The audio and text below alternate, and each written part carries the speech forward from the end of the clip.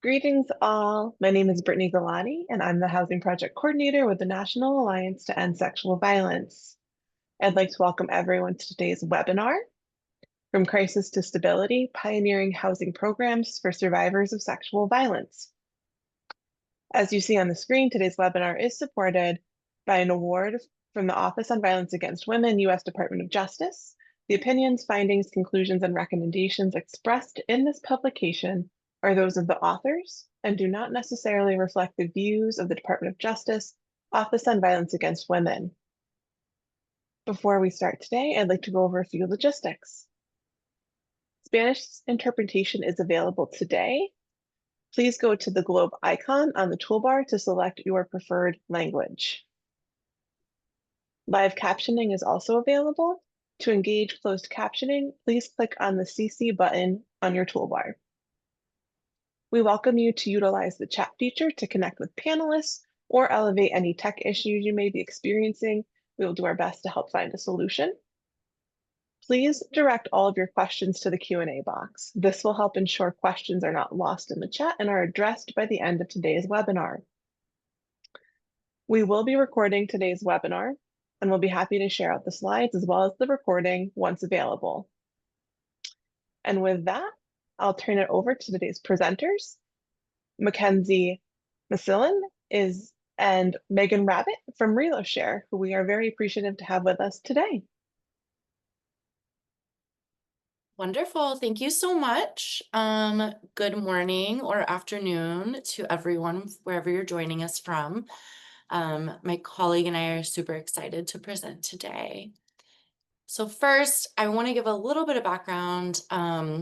I am Mackenzie, and my background began in victim services a little over a decade ago. I started in sexual assault hospital advocacy. I did that for many years before moving on to RPE work and then finishing my time doing public policy and legislation at the state and federal level.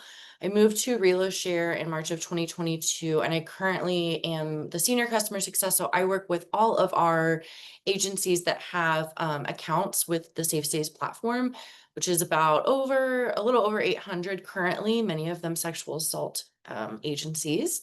I'm joined by my colleague, Megan Rabbit, who can share her experience as well.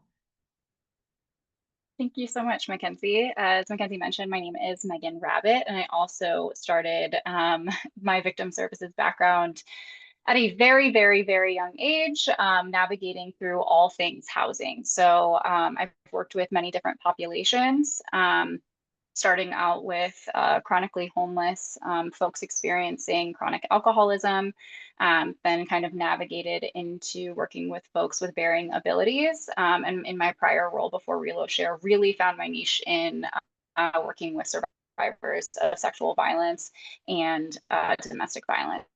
So kind of navigated different roles as I progressed through the various nonprofit organizations I've worked for. But as of late, I am working at ReloShare as the Senior Grove Account Executive. Yeah. Okay, so what we are going to talk about today, we'll go over some challenges that sexual assault victims experience when accessing shelter. We'll look into how you can utilize hotel shelter programs within your agencies, and then also end with sort of some action steps that you can take away from everything we're discussing. Please put any questions in the Q&A box. Megan will be monitoring that and can answer you in real time. We'll also have time at the end to answer some questions as well.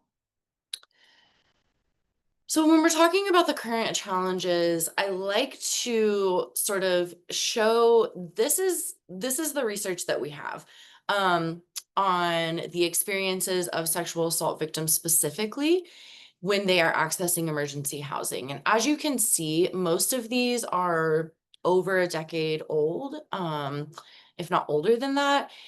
And I like to highlight this because it just shows that we're not really looking into this as a specific issue. Sexual assault victims are typically lumped in with all of the research on domestic violence victims and their housing needs. And so this just really highlights the lack of statistics and data that we show to support the varying needs of sexual assault survivors. And I think that's just something that we can encourage the field to be better about.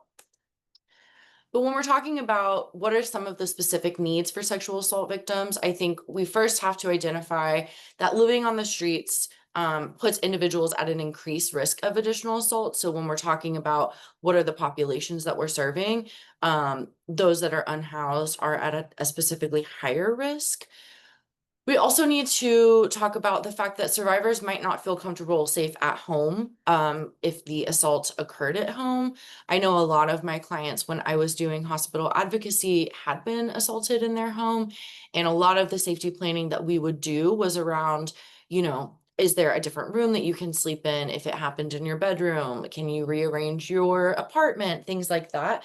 And so that is a very unique need that sexual assault victims experience. And also like them needing a place to really stay to process what's happened. A lot of the clients that I worked with, they didn't always have a need for temporary housing outside of a few days, or even the night, right? If you left the hospital from a SANE exam, maybe you just need a place to go and decompress. And so I think that when we're talking about housing of survivors in DV specifically, we're always talking about, not only emergency, but always the transitional and more permanent support, permanent housing.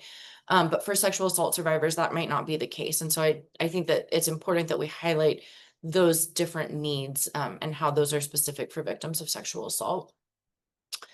I like to also bring up the cost of hotels versus shelters. So in NEDV, the National Network to End Domestic Violence, they conducted a study of domestic violence shelters nationwide that had on-site shelters. And the average cost of operating shelter, including, staff, rent, utilities, all of that, was a little over $541,000 a year. If you were to take that and do the nightly average cost of a hotel room, which is about $131 annually, that would provide for over 4,000 hotel nights a year. So if we're looking at sexual assault clients, that's a lot of nights after getting SANE exams, right? Like that's even a few nights if they needed it to be able to, find another place to go, rearrange their hotel or their apartment, anything like that. When we're looking at hotels, you're really looking at the administrative time that's saved, specifically with using Safe Stays, and we'll get into this in a moment, but you can do everything from our booking platform. So there's never a need for you to contact the hotel. Everything is done through the site. So you can handle extensions, cancellations, all of that. We also take care of the billing up front. So that really reduces the admin time that your staff is going to have to encounter when placing clients in hotels. There's also no overhead operating costs, right? Like you're paying the cost of the hotel room, you're not having to pay the rent, the utilities, the cleaning fees, things like that.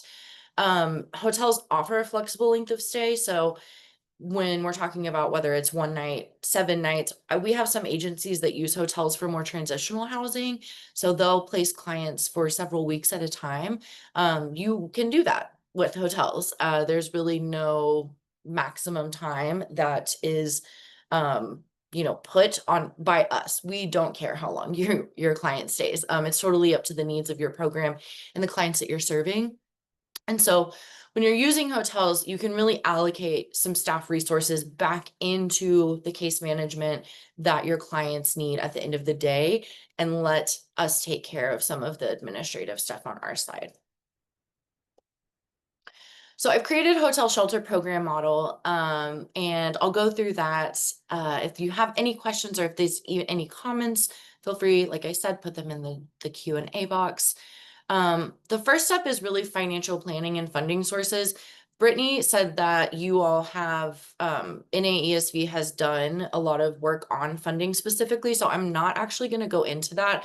However, if you have any follow-up questions, you are more than welcome to email me and I can send you all of the funding resources that I have available.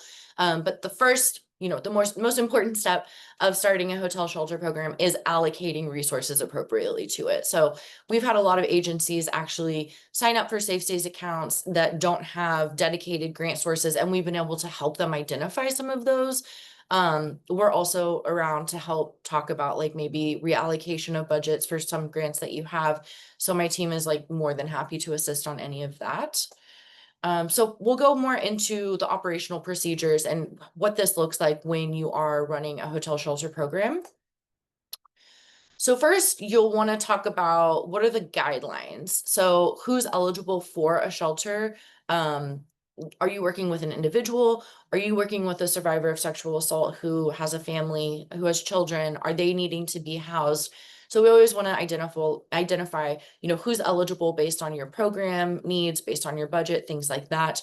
And then talking about VAWA compliance. So we have hotels on the platform that allow for what we call alias approved check-in. That means that the guest doesn't have to provide their ID or use their real name. Those are inherently VAWA compliant because no information is actually being shared about that guest. We don't collect any identifying information. They check in using a fake name. That's it. We have non-alias approved hotels, and I'll get into a little bit more of what you'll want to consider when using those. But if your number one concern is making sure that the most minimal amount of information is shared, we do have options that allow for a completely anonymous stay. Some things when you're assessing the needs, we want to consider safety. So if this is somebody who is maybe a victim of human trafficking, they might not always feel safe in a hotel, and that's completely valid, right? So we want to identify if this is a safe option for them. If they're a high lethality client, maybe we'll need to find a hotel that has security around the clock, which we're always happy to call and verify for you. But those are some things, sometimes hotels are not the best option for the client, and we want to identify that before placement. Always looking into the anticipated length of stay for multiple reasons. One, that we need to know that as the person that's placing the client, but also giving the client, an idea of like, we can support you for this many nights. This is the expectation, things like this. And then finally, self-sufficiency. So making sure that the guest, if they have medical needs, if they have health concerns, are they a candidate for hotel shelter placement? If they are somebody with disabilities, do we have them in an ADA accessible room? You can view that on the platform. So there's a variety of ways to make, arrangements for different, varying groups of individuals. But those are some things to take into consideration. Some other items, is there access to food? We have a lot of agencies that if there isn't on-site food at the hotel, that they'll give them, Uber Eats cards or DoorDash cards, or we've seen clients that have DoorDash groceries for the guests. So depending on length of stay, you'll need to make sure that that's available. Laundry, like I mentioned, high lethality, always taking that into consideration. What does their transportation look like? Do they have access to getting to the hotel? Is that something that your agency can support them with? And then looking at the in-room options. So do they need a kitchenette? Are they going to be staying for a few days? Would it be best if they have available, options to cook on the stove? Are they traveling with a pet? Do we have a pet-friendly room? Is this hotel pet-friendly? Those are all things that you can search for on the site as well under accommodations. Developing a low barrier screening tool. So really, what does the intake process look like for placing someone in a hotel? We need to know, like, what is the need for shelter? How many people are in the household? What's their current location? And what are the transportation options? Those are what I would say are the most important things if you are to develop some type of low barrier screening tool. When it goes into trauma-informed decision making, really identifying the things that I've spoken about prior, if this is really the best fit for them. If we're working specifically with victims of sexual human trafficking, that might not always be the best. I've worked with clients before where, they have accidentally been placed in hotels that they've been trafficked out of. And so having those conversations is like very, very important. And then once you place the client or you decide that placement is appropriate for them, it's always a good idea to go over a hotel placement agreement, which we have templates of. If you have never operated a hotel shelter program, this is something that you can go over, on the phone, in person, whatever that intake process looks like for you. But basically, going over the rules of the hotel. It's assumed that everybody knows how a hotel functions, and that's not always the case. So a lot of people have never been into a hotel. A lot of people don't understand, I shouldn't smoke in this room. And so having a conversation, just an honest conversation with the client about what you can and cannot do, as a safety plan more than anything. If you are placing them in a non-alias approved room, you will want to require, or you will want to get an ROI for you to have on hand, because you will be sharing their name, but that's all that we will keep. So I'm going to hand it over to my colleague, Megan, and she is going to talk about what exactly we are doing about all of this. Yeah, that was great. Thank you so much. I think it's important too to also back up a little bit for those on the call that may be unfamiliar with ReloShare as a whole. For those who don't know, I did put our website in the chat, but we essentially are a tech company that builds platforms for social service providers and government entities. Our main focus is housing and ensuring that when someone is in need of a safe place, they have it. So we know how many barriers that y'all are up against. As Mackenzie and I mentioned earlier, we both come from this work. So we want to kind of build out tools that help mitigate those barriers, but also the headache. So first and foremost, I really like to, it is available nationwide. And as Mackenzie mentioned, we work with over 800 organizations across the United States currently. We have a plethora of hotels that we work with, over 20,000. And if at any point in time you want to see which hotels are available in your area, you can let our team know, or just ask our customer, our Safe Stays team at Safe Stays at ReloShare, which I'll put in the chat momentarily. Next slide.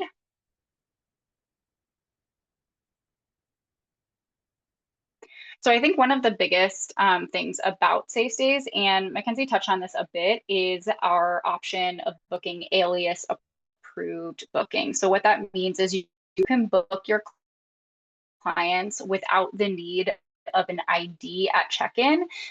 You would make that reservation under the fake name and then provide that to the client so that they do not need to provide their ID, but they also don't have to state their real name to anyone at the hotel or otherwise.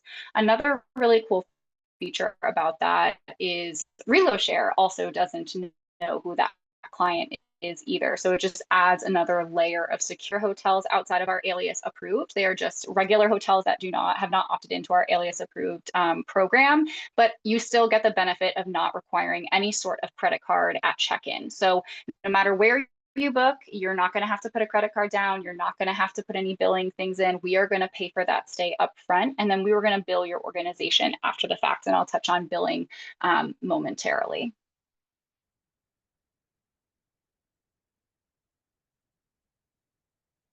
Absolutely, Brittany. So some other unique program features. One thing that we mentioned already is a no credit card, also no ID. This is really big, especially I think for survivors of sexual violence who may feel really unsafe of putting their name on a reservation, especially they're located in a rural pocket. Where an abuser knows that there's 3 hotels and they're just going to call around to all the hotels and see, is so-and-so at this hotel or this location.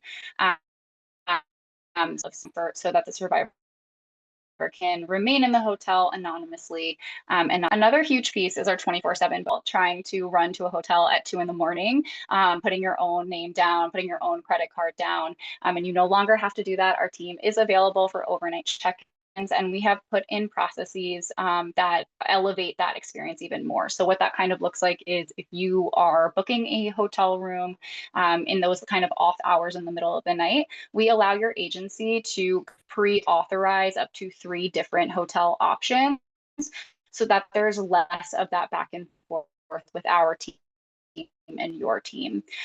So our team can call those hotels. We'll call based on your prioritization, see if they can arrange an overnight or immediate booking placement. And if they can, we send you the confirmation information. But again, just trying to lessen the amount of back and forth if there is. And then I'll talk, but essentially we send you a nice consolidated invoice so that you only have to pay for 1 bill, regardless of how many hotel stays you booked that month. So again, we pay for that stay up front. We bill your organization after the fact for all of the previous month stays. So you just have 1 bill to pay as opposed to all of those.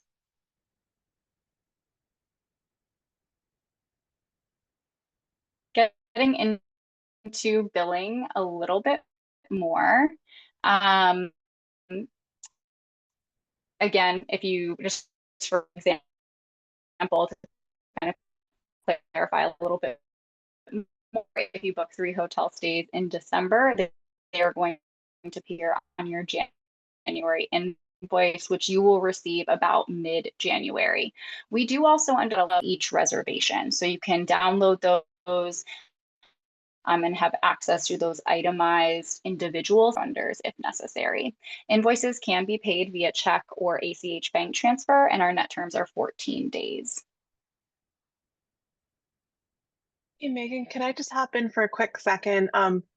You're breaking up a little bit, so would it be possible maybe for you to turn your video off? Sure. Awesome, thank I'm you. so sorry about that. You want me to take over? Is it really bad? Kind of. I'm not insulted. I live in a very rural pocket of Okay, I'll upstate take New York. over. Our internet is horrendous. Okay, sorry everyone. Just to make sure that we didn't miss anything, I'll go back on this slide over here. No credit card from the agency is needed. No ID if you're booking at the Alias approved hotel. Our 24/7 booking team exists to contact the front desk of every reservation and verify that our info is on file. It's also worth noting that the reservation comes through as ReloShare reservation, so they're not going to know that your agency is actually making the placement. That provides another layer of anonymity for your clients.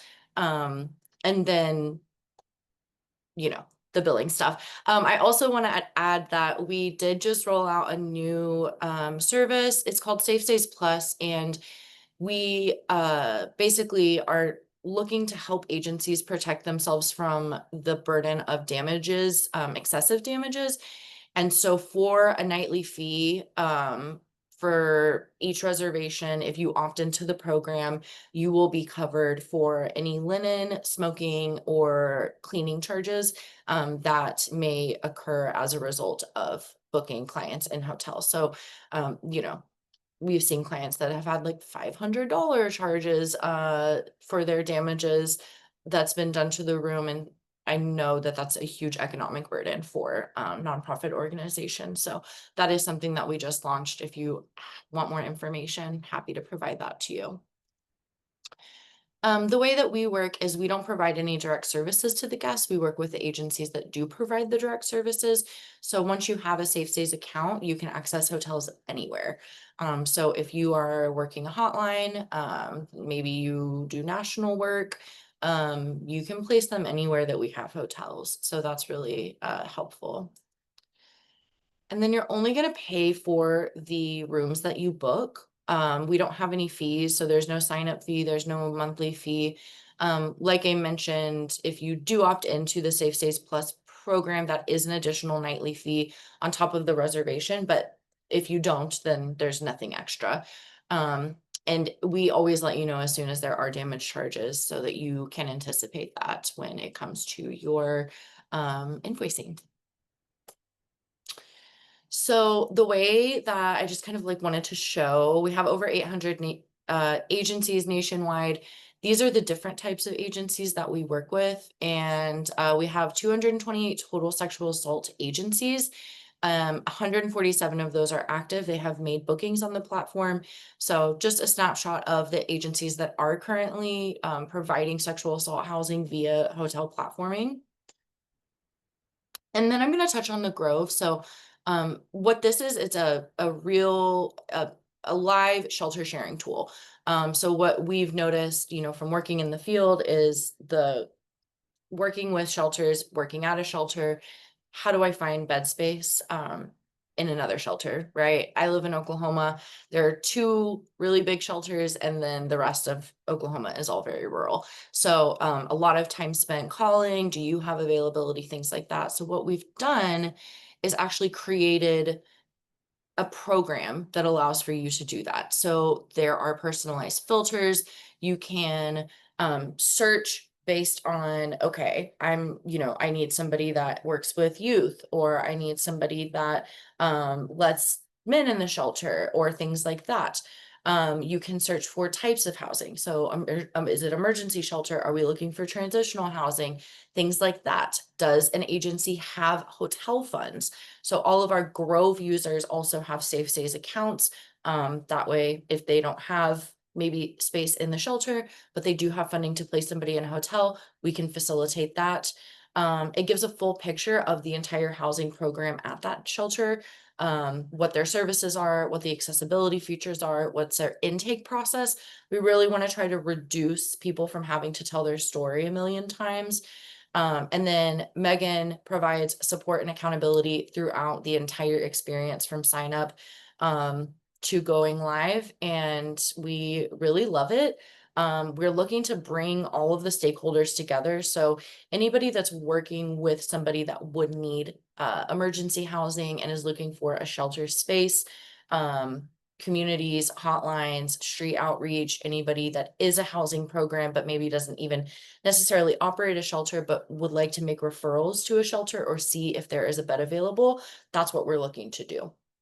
We're currently have been running in the state of Illinois for a little over a year. That has been incredibly successful. We have since branched out, and we are currently in the process of offering 12 months free if you are a shelter program.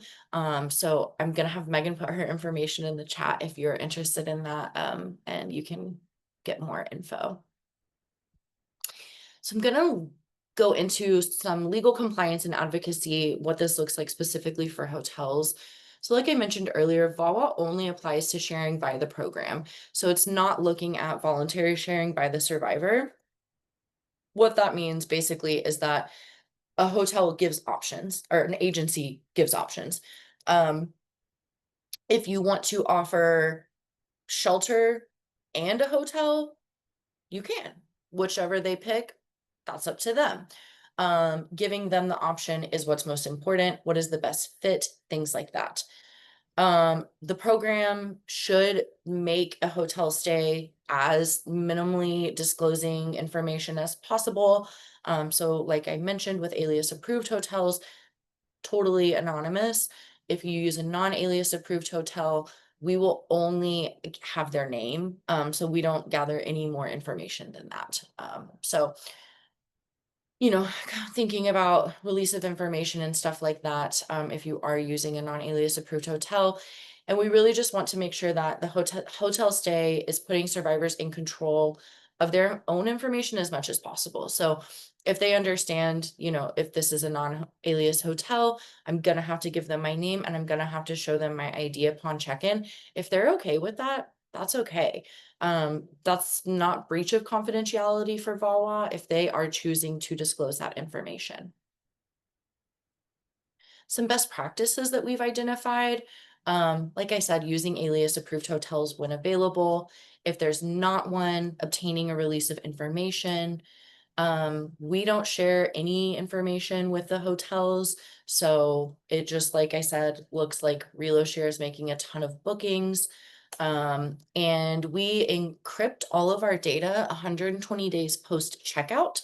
So once a guest has moved, on from their stay, we purge that 120 days later. And that is so that, everything is kept as confidential as possible. We also don't let all of our staff have access to our platform. So when it comes to looking at who are our customers, the agencies that are using us, that is really kept pretty tight to the internal team that is working specifically with clients and customers daily.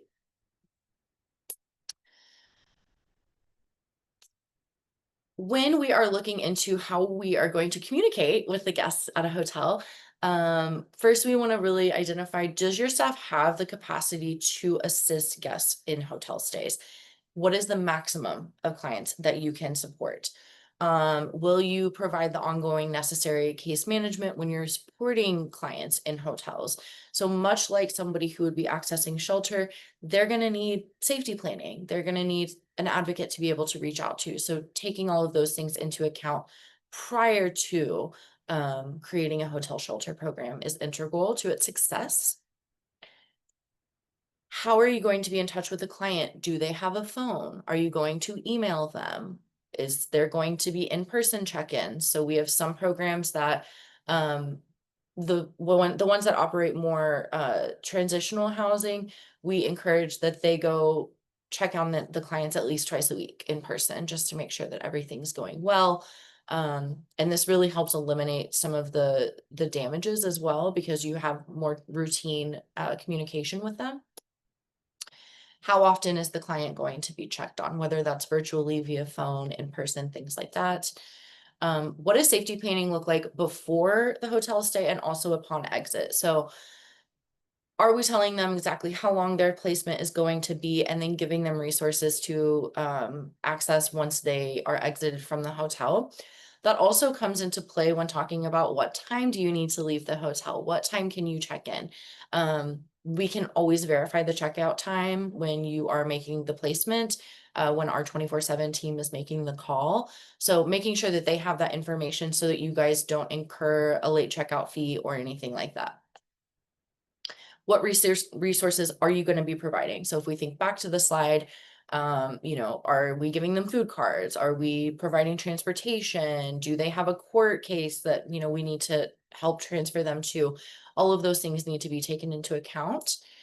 The essential needs. What if they need a new change of clothes? What if they need to get clothes laundered because they're staying a little bit longer? And then we recommend that you adjust the exit plan at least 1 to 2 days prior to checkout. In cases in which you will need to make an extension, it's always best to do that at least 24 hours before checkout, just so we can make sure that the hotel does have a room available, they're not oversold. We really want to try to minimize having to move guests from one location to another. What are you going to do if there's a crisis? So all of these things that are on the screen have happened in the years that we've been doing this. So what are we going to do when this happens? Our team is really good. The hotel will usually reach out to us. We reach out to your organization, let you know as soon as any of these things have occurred. If a perpetrator, finds out where the client is, we're really able to navigate what's a better place to put them at, how do we check them out, get them checked back in, things like that. But what to do if a crisis occurs? Do you have somebody on staff that can meet the guest, the client at the hotel? And what are you going to do if they stop responding to you? So do you have a plan in place for, okay, I gave them 3 nights under the condition that, we had to have a check-in on day 2. They're not responding to me. What are we going to do then? Thinking about those things before they happen, having a plan. What funding is going to be used for hotel stays? So giving your billing team access to the account so that they can gather all of that information themselves. We have a kind of a dashboard, I guess, that shows you what clients are currently housed in a hotel and which stays you have coming up. And then again, the essential needs, what are we going to be supplying for them? So that is the end of our presentation. I have exactly 10 minutes for questions, so that's so wonderful.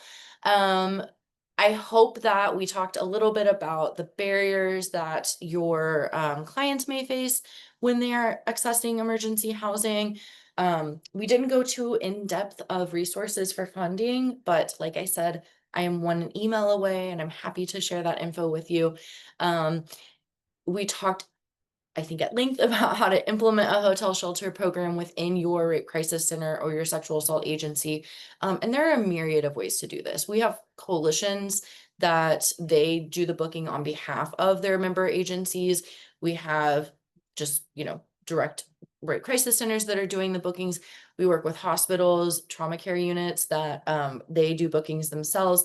So if if you're like, I want to do this, but I don't think my agency necessarily can support it on its own. If you maybe can't fund it, but you have a funder in the community that would be, happy to, we can work with you on setting up a variety of different ways to implement this into your agency, because we have already implemented it a variety of different ways with other agencies that are using us. So, open it for questions. This is my email. Megan Rabbit's email is in the chat. Also, I saw a question about getting more information about the Grove. That's your gal. Any questions that you have generally about safe stays, you feel free to email me. I'll get you in contact with the person that you need. But yeah, I will open it up to questions. Brittany, however you want to do that. Thanks, Mackenzie. So I want to thank everyone for joining us today. I'd like to thank Mackenzie, both you and Megan from ReloShare for presenting on different services. And I'd also like to thank our Spanish interpreters, Astrid and Suzanne, as well as our live closed captioner for today. We are going to stop at the recording, but we are going to continue to answer questions as we move forward. So feel free to keep putting those questions in the Q&A and we will get to them.